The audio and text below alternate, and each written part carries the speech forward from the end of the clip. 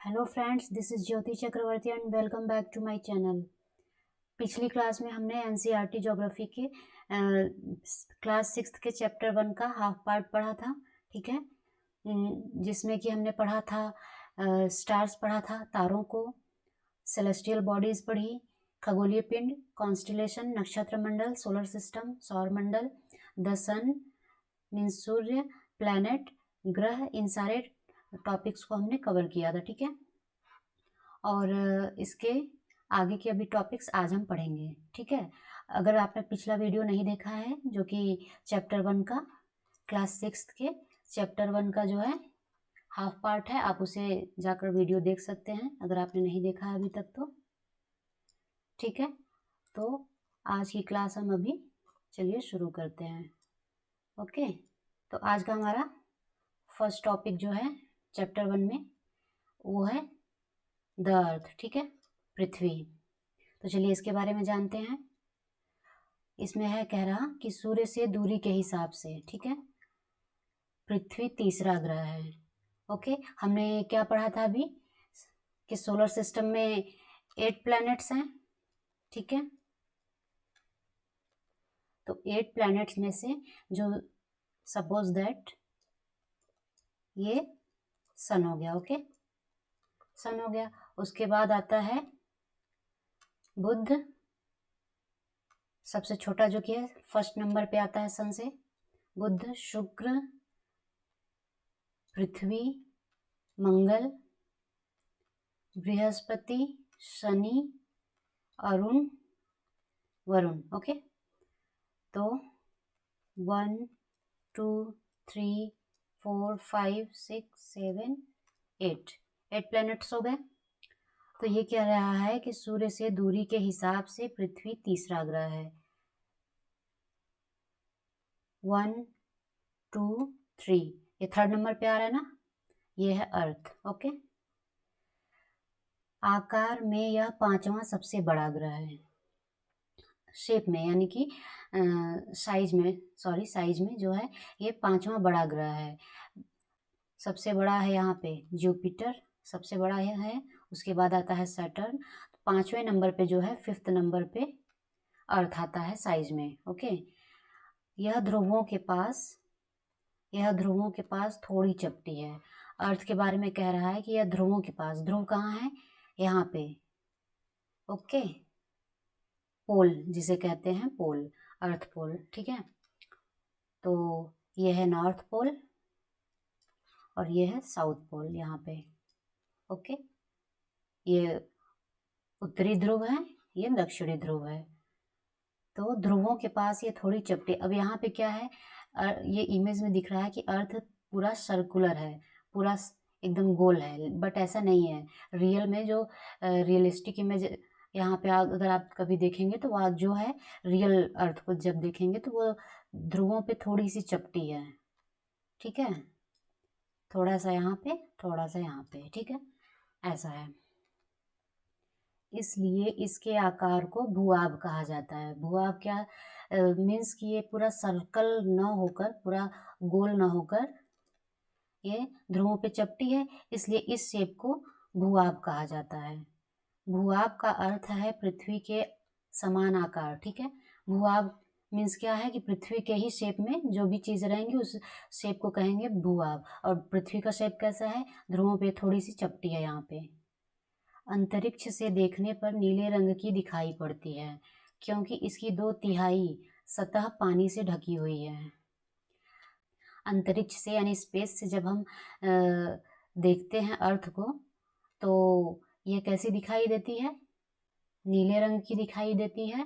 और इसकी 2/3 सतह पानी से ढकी हुई है। इस पे कितना है, जो है 2/3 वाटर है यहाँ पे, पृथ्वी पे, अर्थ पे। ठीक है, 2/3 जो है वाटर है, इसलिए ये हमें, क्योंकि ये मैक्सिमम जो है इस पे पानी है। ठीक है। और ये जो स्थल है यहाँ पे, ये काफी कम है अकॉर्डिंग टू वाटर, इसलिए ये हमें ज़्यादातर हमें पानी ही दिखाई देता है, इसलिए हमें ज़्यादा कलर ये इसमें दिखता है ब्लू, ठीक है, इसलिए इसे नीला ग्रह कहा जाता है। नीला ग्रह क्यों कहते हैं? क्योंकि ये हमें स्पेस से देखने पे ब्लू कलर की दिखाई देती है। देखिए यहाँ पे ब्लू दिख रहा है ना, ये भी ब्लू है पूरा, ये एरिया, कहीं कहीं पे ये स्थल है, ठीक है। आगे क्या कह रहा है? जीवन के लिए अनुकूल परिस्थितियां संभवतः केवल पृथ्वी पर ही पाई जाती हैं। जो हमें जीने के लिए एक होता है ना, सिचुएशन चाहिए होता है हमारे अकॉर्डिंग, हमारे अनुकूल परिस्थिति होनी चाहिए कि हमें वहाँ पे वाटर भी अवेलेबल हो पीने के लिए, जीने के लिए, जीवन के लिए हमारे, प्लस ऑक्सीजन हो, ठीक है, O2 हो, तब जाके हम कहीं भी जाके जीवित रह सकते हैं, लाइव रह सकते हैं। तो इसलिए जीवन के लिए अनुकूल परिस्थितियां संभवतः केवल, क्या कह रहा है, केवल पृथ्वी पर ही पाई जाती हैं। मीन्स अदर प्लैनेट्स पे ऐसी स्थितियां जो हैं जीने के लिए नहीं है पाई जा रही हैं अभी, अभी ओनली अर्थ पे ही पाया जा रहा है, ठीक है। पृथ्वी न तो अधिक गर्म है और न ही अधिक ठंडी है। अर्थ क्या है? अधिक न तो गर्म है, ज़्यादा कोल्ड भी नहीं है और ज़्यादा गर्मी भी नहीं है इस पे। क्या होता है कि अगर ज़्यादा ठंडी रहेगी तो हम वहाँ पे रह पाएंगे कहीं भी? वहाँ जीवित हम नहीं रह पाएंगे। ज़्यादा ठंडी हो जाने पे हम जम जाएंगे। ज़्यादा अगर ठंड पड़ती है तो हमें ठंडी में क्या, अभी जैसे ठंडी के मौसम में होता है कि एकदम हाथ पैर एकदम ठंड पड़ जाते हैं, और अगर हम चले जाते हैं पोल की तरफ तो यहाँ पे सनलाइट बहुत कम मिलता है, तो इस वजह से यहाँ पे ज़्यादातर जो है कि बर्फ़ ही जमी रहती है, तो यहाँ भी जीवन नहीं होता है, मुश्किल हो जाता है जीना। तो वही चीज़ कह रहा है कि पृथ्वी ही एकमात्र ऐसा ग्रह है जिस पे जीवन संभवतः है और कहीं नहीं है। और ये जो है न तो ज़्यादा गर्म है न तो ज़्यादा ठंडी है, इसलिए ये जीवन के लिए अनुकूल है पृथ्वी। यहाँ पानी एवं वायु उपस्थित है जो हमारे जीवन के लिए आवश्यक है। यहाँ पानी और वायु, जैसे कि अभी मैंने कहा कि हमें सब जीने के लिए क्या चाहिए होता है, सबसे मोस्ट इम्पॉर्टेंट है वाटर प्लस ऑक्सीजन, ठीक है। तो ये हमारे जीवन के लिए आवश्यक है, पानी और वायु। अगर हमें कहीं भी पानी और हवा मिले तो हम कहीं भी मैक्सिमम, मतलब कुछ टाइम तक तो जी ही सकते हैं, खाना भले ही ना मिले लेकिन हम पानी और हवा के सहारे, O2 के सहारे जो है जीवित रह सकते हैं कुछ दिनों तक। वायु में जीवन के लिए आवश्यक गैसें जैसे ऑक्सीजन मौजूद है। देखिए वही कह रहा है कि हवा में क्या होता है, O2, जो हमें सबसे ज़्यादा जरूरी होता है हमारे जीने के लिए, ऑक्सीजन मौजूद है। इन्हीं कारणों से पृथ्वी सौर मंडल का अद्भुत ग्रह है। यही एक रीज़न है कि जो अर्थ है ये सबसे अनोखा ग्रह है पूरे सोलर सिस्टम में। ओके, सोलर सिस्टम है ना, कि सोलर सिस्टम में क्या क्या है, सौर मंडल में जो है सूर्य है, प्लैनेट्स हैं, उपग्रह हैं, ग्रह हैं, और मेटेरॉइड्स, एस्टेरॉइड्स, ये सारी चीज़ें मिलकर ही सौरमंडल का निर्माण करती हैं, बनाती हैं। और उसी में सबसे जो है जीने के लिए वाटर और ऑक्सीजन यहीं सिर्फ अर्थ पे ही पाया जाता है, सिर्फ अर्थ पे, इसलिए यह एक अनोखा ग्रह है, यानी अद्भुत ग्रह है, ठीक है। आगे चलते हैं। अब हमारा नेक्स्ट टॉपिक है उपग्रह, ठीक है। अब उपग्रह को देखते हैं कि उपग्रह क्या होते हैं। उपग्रह एक खगोलीय पिंड है जो ग्रहों के चारों ओर उसी प्रकार चक्कर लगाता है जिस प्रकार सूर्य, जिस प्रकार ग्रह जो है सूर्य के चारों ओर चक्कर लगाते हैं, ठीक है। उपग्रह क्या है? एक खगोलीय पिंड है, ठीक है, खगोलीय पिंड है जो ग्रहों के चारों ओर, ग्रह क्या होते हैं? ग्रह क्या है? अर्थ है, पृथ्वी, ठीक, उसी ग्रहों के चारों ओर इसी प्रकार चक्कर लगाते हैं जिस प्रकार जो है ग्रह, ग्रह किसका चक्कर लगाते हैं? सन का चक्कर लगाते हैं, ठीक है। ये हो गया सन, ओके। ग्रहों के उस चारों ओर उसी प्रकार चक्कर लगाता है जिस प्रकार ग्रह सूर्य के चारों ओर चक्कर लगाते हैं। अब ये हो गया अर्थ, और यहाँ पे हो गया सपोज दैट ये हो गया उपग्रह, सैटेलाइट, ओके। हम एसटीसीएस को अभी देख लेते हैं। तो कह रहा है कि उपग्रह जो हैं ग्रह के, ग्रह है, ये उपग्रह है और ये सन है। उपग्रह जो है ग्रह के उसी प्रकार चक्कर लगाते हैं जिस प्रकार ये ग्रह जो हैं सूर्य के चक्कर लगाते हैं। सूर्य के चक्कर कैसे लगाते हैं ये ग्रह? अर्थ जैसे लगाती है चक्कर सन का, यही इसका पाथ है, आगे बढ़ती जाती है। ओके, तो ठीक वैसे ही उपग्रह करते हैं अर्थ का, जैसे कि अर्थ का मान लीजिए अगर कोई उपग्रह है तो ऐसे ही इसका चक्कर लगाएगा। ठीक, इसी पाथ पे न चलेगा। तो वही कि उपग्रह भी ग्रह का जो है चक्कर लगाते हैं चारों तरफ। अब आता है उपग्रह जो है दो तरह के होते हैं, एक नेचुरल उपग्रह होते हैं, नेचुरल सैटेलाइट, ठीक है,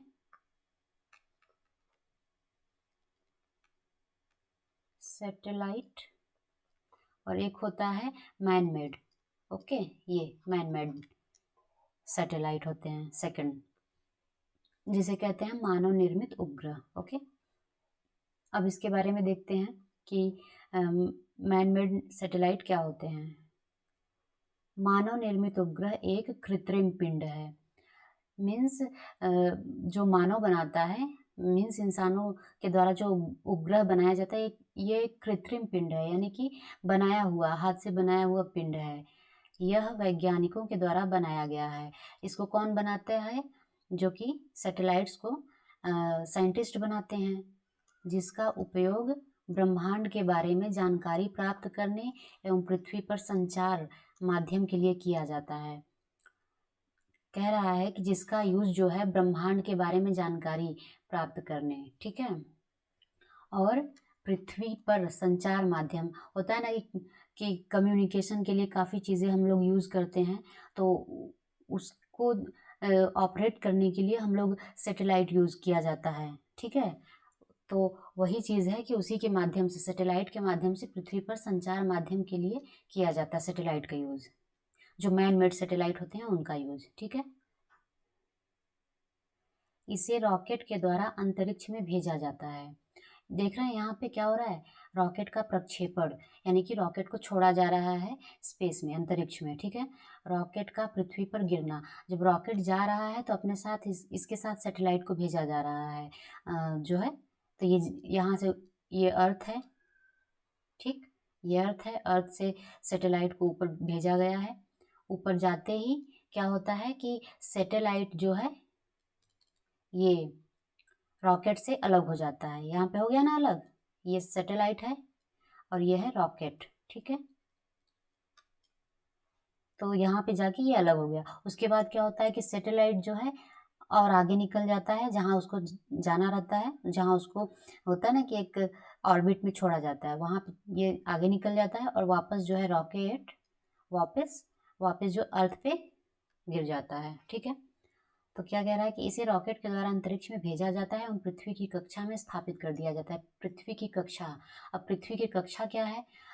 ये अर्थ हो गया, अर्थ का एक ऑर्बिट है ना, जिसपे वो आगे बढ़ती रहती है, उसका एक रास्ता है, तो उसी रास्ते में अर्थ के जो है ऑर्बिट में ही सैटेलाइट को छोड़ दिया जाता है, ठीक है।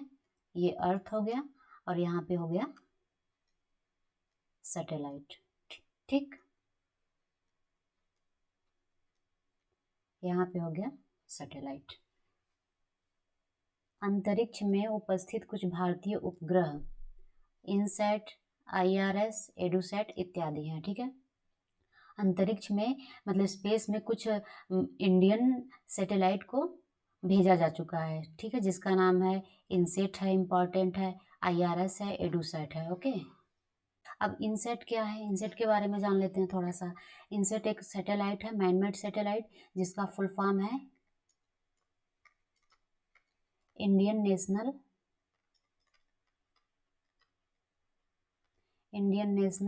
सैटेलाइट, ठीक है, इंडियन नेशनल सैटेलाइट। आप इसका फुल फॉर्म याद कर सकते हैं, कहीं नोट करना चाहें तो नोट भी कर सकते हैं। अब इसका यूज क्या है इनसेट का? ये जो है 1983 में स्थापित किया गया, इसको जो है स्पेस में छोड़ा गया था 1983 में, इनसेट को, इंडियन नेशनल सैटेलाइट को। और इसका काम क्या है? ये दूरसंचार हो गया, प्रसारण हो गया, मौसम विज्ञान हो गया, और खोज और बचाव कार्य के लिए इसका यूज किया जाता है। जैसे कि हमें दूर संचार यानी कि कम्युनिकेशन के लिए हो गया, और प्रसारण टीवी वगैरह के लिए हो गया, रेडियो वगैरह के लिए हो गया, इन सारे, और जो है कि वेदर के लिए भी, ठीक है, इन सारी चीज़ों के लिए इसका यूज किया जाता है। अब सेकेंड वाला है मैन मेड सैटेलाइट IRS, ठीक है, IRS, इसका फुल फॉर्म है इंडियन रिमोट सेंसिंग, ठीक है, इंडियन रिमोट सेंसिंग।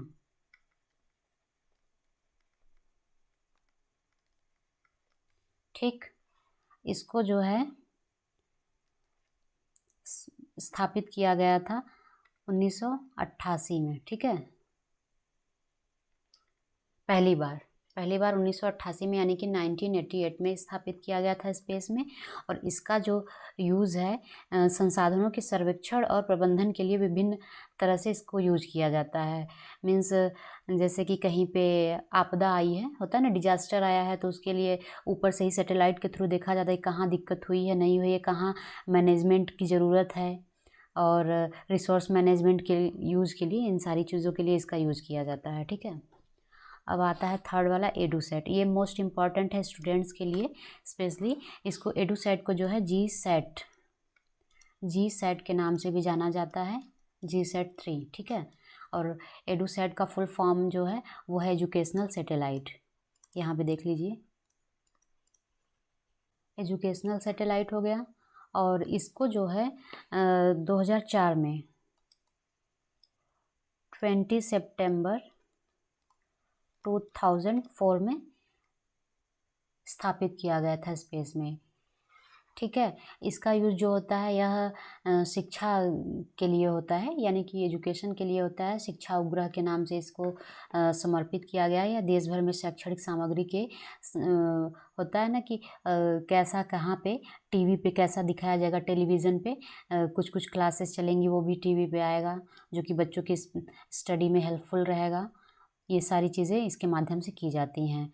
ये सतीश धवन स्पेस सेंटर से स्थापित किया था, प्रक्षेपित किया गया था, या भेजा गया था कह सकते हैं, ठीक है। अब हमारा नेक्स्ट टॉपिक है चंद्रमा। अब चंद्रमा क्या है इसके बारे में देखते हैं। The moon, okay, the moon. हमारी पृथ्वी के पास केवल एक उपग्रह है, चंद्रमा, ठीक है। मून क्या है? Natural satellite, okay, natural satellite है। ये मैन मेड नहीं है, इसको इंसानों ने नहीं बनाया है, ये खुद से बना हुआ है। जैसे कि अदर प्लैनेट्स हैं या फिर सोलर सिस्टम के बाकी जो भी हैं मेंबर्स बने हुए हैं, पार्ट्स बने हुए हैं, ओके। तो हमारी पृथ्वी के पास केवल एक उपग्रह है, चंद्रमा। ये हमारी अर्थ हो गई, और ये हमारा मून हो गया, ओके। अब उपग्रह का क्या था कि किसे कहते हैं कि कहा, पिछले हमने टॉपिक में अभी देखा था ना कि उपग्रह उसे कहते हैं, जो सैटेलाइट का उपग्रह का परिभाषा था वो था कि जिस तरह से प्लैनेट जो हैं सूर्य का चक्कर लगाते हैं, वैसे ही उपग्रह भी अपने प्लैनेट्स का चक्कर लगाते हैं। तो ये अर्थ हो गया, ये प्लैनेट है, इस मून जो है इसका चक्कर लगाता है, ठीक है, इस तरीके से। तो अर्थ के पास अपना एक सैटेलाइट है, मून। इसका व्यास पृथ्वी के व्यास का केवल 1/4 है। अब व्यास क्या होता है? सपोज दैट ये सर्कल है। अब सर्कल का ये सेंटर है।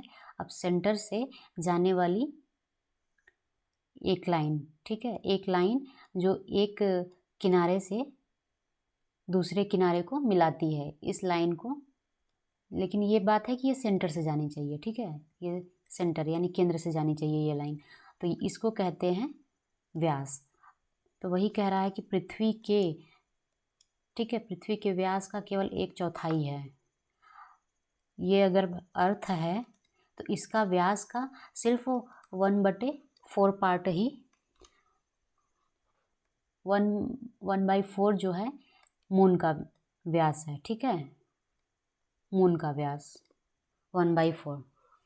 यह हमसे लगभग 3,84,400 किलोमीटर दूर है। ओके, यह हमसे लगभग 3,84,400 किलोमीटर दूर है। चंद्रमा पृथ्वी का एक चक्कर लगभग 27 दिन में पूरा करता है। मून जो है यानी चंद्रमा अर्थ का, पृथ्वी का एक चक्कर जो है, ये चक्कर लगा रहा है ना यहाँ पे, एक चक्कर ओनली 27 डेज में लगाता है, अर्थ का एक चक्कर। लगभग इतने ही समय में यह अपने अक्ष पर भी एक चक्कर पूरा करता है। अब है क्या कि ये अर्थ का तो चक्कर लगाता है, बट ये अपने प्लेस पे भी रोटेट करता है, ठीक है। अपने प्लेस पे मीन्स लट्टू को आपने देखा होगा, कभी ज़रूर ही देखा होगा, कैसा होता है, इस शेप में होता है, ठीक। और ये जो है अपने ही प्लेस पे ऐसे राउंड राउंड घूमते घूमते ये आगे बढ़ता जाता है। ओके, तो सेम वैसे ही होता है मून के साथ कि ये अपने प्लेस पे जो है मूव तो करता ही है, रोटेट करता ही है, घूमते घूमते ही ये अर्थ का भी एक चक्कर इस तरीके से पूरा करता है। लगभग 27 दिन में ही, क्या कह रहा है, इतने ही समय में यह अपने अक्ष पर भी एक चक्कर पूरा कर लेता है। ओके, चंद्रमा की परिस्थितियाँ जीवन के लिए अनुकूल नहीं हैं। चंद्रमा की परिस्थितियाँ जीवन के लिए अनुकूल नहीं हैं। जीवन के लिए अनुकूल परिस्थितियों के लिए क्या क्या चाहिए होता है, water plus O2 oxygen gas. तो कह रहा है कि चंद्रमा की परिस्थितियाँ जीवन के लिए अनुकूल नहीं हैं। इसका मतलब है कि चंद्रमा पर वाटर प्लस O2 नहीं पाया जाता है, इसलिए यहाँ पे जीवन नहीं है, यानी कि यहाँ पे कोई नहीं रहता है, इंसान नहीं है यहाँ पे। यहाँ न पानी है और न वायु। आगे कह भी रहा है कि यहाँ पे न तो वाटर है न तो ऑक्सीजन है, मीन्स हवा नहीं है। तो हवा जब नहीं है तो उसमें ऑक्सीजन भी नहीं है। इसकी सतह पर पर्वत, मैदान एवं गड्ढे हैं जो चंद्रमा की सतह पर छाया बनाते हैं। इसकी सतह पर पर्वत यानी कि माउंटेन है, ओके, माउंटेन है, प्लेन है, ठीक, एवं गड्ढे हैं, गड्ढे होंगे, बड़े बड़े गड्ढे भी हो सकते हैं जो चंद्रमा की सतह पर छाया बनाते हैं। आप देख रहे हैं कहीं पर लाइट है, यहाँ पे कहीं पे यहाँ पे डार्क डार्क है, जो स्पॉट टाइप का है, यही चीज़ जो है इस पर छाया बना रही है, जो कि किसकी वजह से बन रहा है, माउंटेन्स की वजह से बन रहा है, प्लेन्स हैं और जो गड्ढे हैं जगह जगह, उनकी वजह से इस पर छाया बनता है। पूर्णिमा के दिन चंद्रमा पर इनकी छाया को देखा जा सकता है। पूर्णिमा कब होता है, जब मून, फुल मून आता है, ओके, फुल मून पूर्णिमा होती है, ठीक। तो तब जो है इस पे ये चीज़ें देखी जा सकती हैं, ये छाया वगैरह। अब देखिए एक इम्पॉर्टेंट पॉइंट है, ये फैक्ट है, नील आर्मस्ट्रॉन्ग पहले व्यक्ति थे जिन्होंने 21 जुलाई 1969 को सबसे पहले चंद्रमा की सतह पर कदम रखा। नील आर्मस्ट्रॉन्ग अमेरिकन एस्ट्रोनॉट थे, ठीक है।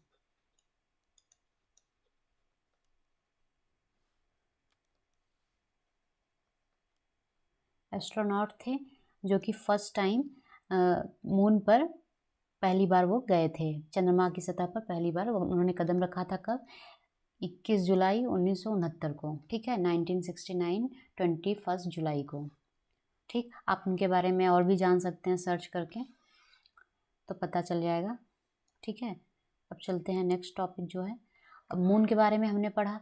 अब उसके बाद जो है ये है कि चंद्रमा की चरणीय कलाएँ, फेजेस ऑफ मून आता है, उसी के बारे में थोड़ा सा डीप हम देख लेते हैं, क्या है कि वो किस तरीके से मूव करता है, वही सारी चीज़ें हैं, ठीक है। चंद्रमा अलग अलग समय पर अलग अलग आकार तथा अलग अलग स्थितियों में दिखाई देता है। मून को आपने देखा है, कभी जो है फुल दिखता है, पूरा सर्कल दिखता है, कभी हमें एकदम पतला सा भी दिखता है इस तरीके से, और कभी जो है ऐसे भी दिखता है, ठीक, इस तरीके से भी दिखता है, कभी फिर इससे भी ज़्यादा हमें दिखने लगता है, तो इस तरीके से दिखता है, ठीक है। अलग अलग समय पर अलग अलग टाइम में, जैसे कभी ऐसा दिखा, फुल मून दिखा किसी दिन, तो किसी दिन पतला सा दिखा, तो किसी दिन थोड़ा इससे भी ज़्यादा दिख सकता है। तो अलग अलग समय पर अलग अलग आकार तथा स्थितियों में दिखाई देता है। पूर्ण चंद्र को लगभग 1 महीने में एक बार देख सकते हैं। पूर्ण चंद्र यानी कि फुल मून को, ये फुल मून है, ठीक है, इसको हम 1 महीने में केवल एक बार ही देखते हैं, 1 टाइम इन 1 मंथ। ओके, इसे पूर्ण चंद्रमा वाली रात या पूर्णिमा या फुल मून कहते हैं। जब ये पूरा हमें चांद दिखता है, पूरा सर्कल एकदम गोल चमकता हुआ सा, तो इसे कहते हैं पूर्णिमा वाली रात, ठीक है, या चंद्रमा वाली रात या पूर्णिमा या फुल मून कहते हैं। यहाँ इमेज में भी आप देख सकते हैं कि ये जो है पूरा जो येलो कलर वाला है ये मून है और ये अर्थ है, ठीक है, ये सारे मून हैं अर्थ के। तो ये हम यहाँ पे इससे समझेंगे कि ये सारा जो है अलग अलग शेप और किस कंडीशन में किस टाइम पे कैसा मून दिखता है, ठीक। तो ये फुल मून है जो 1 मंथ में 1 टाइम ही दिखता है, जिसे पूर्णिमा या फुल मून कहते हैं।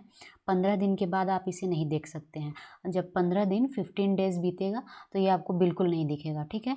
उसके बाद यह नए चंद्रमा की रात्रि या अमावस्या न्यू मून होती है, ठीक। 15 डेज बाद जो है फुल मून नहीं दिखेगा, उसके बाद आपको दिखेगा क्या, अमावस्या यानी कि न्यू मून, ये न्यू मून है, ठीक।